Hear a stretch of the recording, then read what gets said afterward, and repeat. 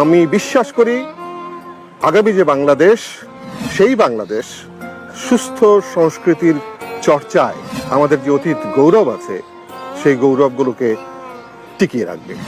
আমি দেশ ও মানুষের অগ্রগতি ও উন্নয়নের পক্ষে, আমি বাংলাদেশের পক্ষে। আমি আফজাল হোসেনকে হাসিনাল্লাহ স্পেন্সারি করতে দেখা যার পর নাই হতাশ হয়েছিলাম। এই আফজাল হোসেন আমাদের কৈশোর তারুণ্যে হিরো আছিল। একসময় নাকি ওরে দেখে বাংলাদেশের তরুণীরা দীর্ঘশ্বাস ফেলত। C Afzal C. পর্দার নায়ক সাজানা খুব সহজ।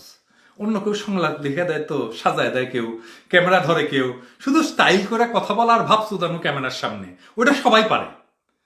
ওইটাই বাস্তব জীবনের হিরো হওয়া যায় না রে পাগলা। সেটার প্রমাণ রাখলেন আপনি।